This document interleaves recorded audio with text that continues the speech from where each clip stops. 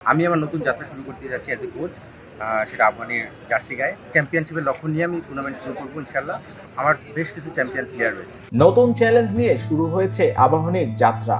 Dhaka premier লিগকে সামনে রেখে মঙ্গলবার সবার আগে অনুশীলন শুরু করেছে তারা। নতুন করে দলটির প্রধান কোচের দায়িত্ব পেয়েছেন জাতীয় দলের সাবেক ক্রিকেটার ও নির্বাচক হান্নান সরকার। তার আগে জাতীয় দলের নির্বাচক পদ থেকে পদত্যাগ করেন তিনি। প্রধান কোচের দায়িত্ব পেয়েই একেবারে নতুন একটি দল গঠন করেন সাবেক এই ক্রিকেটার। এবারের ডিপিএল দল বদলের সবচেয়ে ক্ষতিগ্রস্ত ঢাকার প্রিমিয়ার লিগের সর্বাধিক চ্যাম্পিয়ন আবাহনী। মাঠে ছাড়াও বাইরেও রয়েছে ঢাকার ঐতিহ্যবাহী ক্লাবটির অনেক বড় চ্যালেঞ্জ। লিটন কুমার দাস ছাড়াও দলটির নিয়মিত পারফর্মার তাসকিন আহমেদ, এনামুল হক বিজয়, মাহমুদুল হাসান জয়, জাকের আলী অনিক, আফিফ হোসেন ধ্রুব, মোহাম্মদ সাইফুদ্দিনের মতো ক্রিকেটাররা নেই আবাহনীতে। যদিও দলবদলের শেষ দিনে তারা দলে টেনে নেয় একঝাঁক ক্রিকেটার।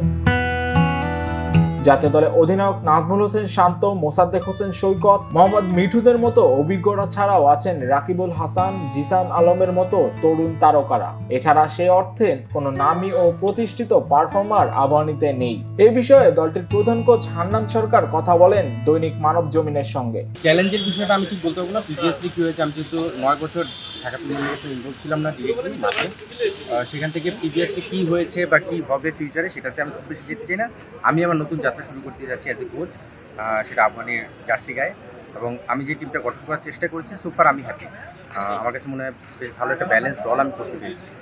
সেখান থেকে চ্যাম্পিয়নশিপের লক্ষ্য নিয়ে আমি টুর্নামেন্ট শুরু করবো ইনশাল্লাহ। তার সঙ্গে যেটা হয় সময়ের সঙ্গে সঙ্গে তো অ্যাডজাস্টমেন্ট করাই যাবে। আমার বেশ কিছু চ্যাম্পিয়ন প্লেয়ার রয়েছে, সো আমি সেই স্বপ্ন দেখতেই পারি, এবং অ্যাট দ্য এন্ডে কোন স্টেজে যায় শেষ করবে সেটা সময়ই বলে দিবে। বাট আমি চ্যাম্পিয়নশিপের লক্ষ্য নিয়ে খেলা শুরু করবো। আমার টিমের বাংলাদেশ টিমের ক্যাপ্টেনও রয়েছে, সো সে নিশ্চিতভাবেই এই ধরনের চ্যাম্পিয়নশিপ মানসিকতারই প্লেয়ার। সঙ্গে বাকি যত প্লেয়ার রয়েছে সবাই কিন্তু সেই চ্যালেঞ্জটা নিতে রেডি। আমরা আজকে ফার্স্ট শুরু করছি, এবং আমার বিশ্বাস যে আসলে সামনে কী বাধা আসবে, কী সিচুয়েশন হবে, সেটা আমরা আসার পরেই সেটা সিচুয়েশন ফেস করবো, এবং সেটার সঙ্গে আমার মনে হয় যে আমরা অ্যাডজাস্ট করে নিতে পারবো। আসলে আমি সবসময় একটা জিনিস বিলিভ করি, যখন যেটা পরিস্থিতি তৈরি হয় সেটার সঙ্গে ম্যাচ করে কীভাবে ডেলিভার করতে হবে, সেটা মাঠের খেলায়, অফ দ্য ফিল্ড, অ্যাডমিনিস্ট্রেশন, প্রতিটা জায়গায়। তো সেই চ্যালেঞ্জটা আমি নেওয়ার জন্য রেডি। ইনশাআল্লাহ আমরা সাকসেসফুলি সেটা করতে পারবো। আবাহনীতে যারা আছেন তাদের মধ্যে সবার আগে আসবে জাতীয় দলের ওপেনার পারভেজ হোসেন ইমন, মোহাম্মদ মিঠুন, মুমিনুল হক, নাহিদ রানা, জিসান আলম, রিপন মন্ডলের নাম। তাদের উপরে কোচ হান্নান সরকার ভরসা রাখতে চান এবারের আসরে। প্রতিটা জায়গায় ব্যালেন্স করার চেষ্টা করছি। আপনি যদি আমার টিম নামগুলো দেখেন, আপনি দেখবেন ব্যাটিং অর্ডারটা যথেষ্ট ক্যাপাবল একটা ব্যাটিং লাইন আপ। স্পিনও যথেষ্ট এক্সপিরিয়েন্স, পাশাপাশি ইয়াং টিম রয়েছে।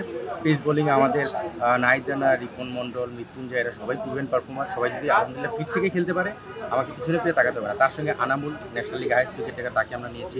মেহেদি একজন প্রমিজিং প্লেয়ার, গত 2 বছর প্রিমিয়ার লিগে ভালো করেছে।